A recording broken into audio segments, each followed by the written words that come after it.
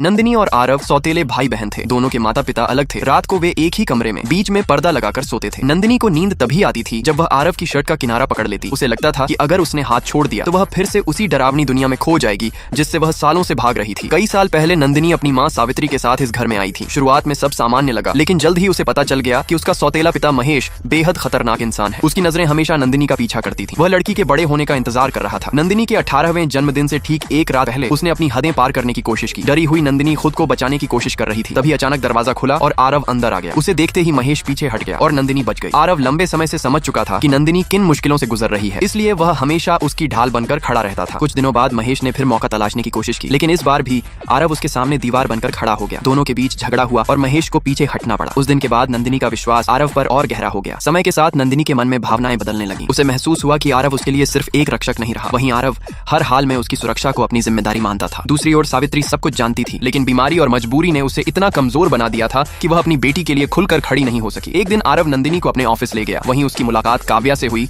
जो कंपनी मालिक की बेटी थी। काव्या आरव को पसंद करती थी और उसकी बहुत परवाह करती थी। कुछ समय बाद आरव ने नंदिनी के लिए एक सुरक्षित फ्लैट की व्यवस्था कर दी ताकि वह उस घर और महेश की परछाई से दूर रह सके। लेकिन महेश ने उसका पीछा नहीं छोड़ा। वह किसी तरह उस फ्लैट तक पहुंच गया। उधर सावित्री भी बार बार फोन करके नंदिनी से घर लौटने की गुजारिश करती रही। लगातार डर, तनाव और अकेलेपन ने नंदिनी को अंदर से तोड़ना शुरू कर दिया। उसे लगने लगा कि चाहे वह कितनी भी दूर चली जाए, उसका अतीत उसका पीछा नहीं छोड़ेगा। इन सब के बीच आरव हमेशा उसके साथ खड़ा रहा। जब भी नंदिनी घबराती, आरव उसे समझाता कि वह अकेली नहीं है। उसके शब्द नंदिनी को हर बार हिम्मत दे देते थे। एक दिन आरव ने नंदिनी के बैग में एक छोटा चाकू देखा। उसने हैरानी से पूछा कि वह इसे हर समय अपने साथ क्यों रखती है। नंदिनी ने धीरे से कहा कि अकेले रहने पर उसे अपनी सुरक्षा की चिंता रहती है। तभी आरव के फोन पर एक कॉल आई। काव्या के पिता ने उसकी मुलाकात मशहूर उद्योगपति विक्रम सिंघानिया से तय करवाई थी। यह उसके करियर का सबसे बड़ा अवसर था और इसी मौके से उसका भविष्य बदल सकता था। आरव जल्दी में जाने लगा, लेकिन नंदिनी की आंखों में डर साफ दिखाई दे रहा था। उसने उसका हाथ पकड़ लिया और कांपती आवाज में कहा, आरव प्लीज मुझे अकेला छोड़कर मत जाओ। नेक्स्ट पार्ट के लिए लाइक सब्सक्राइब।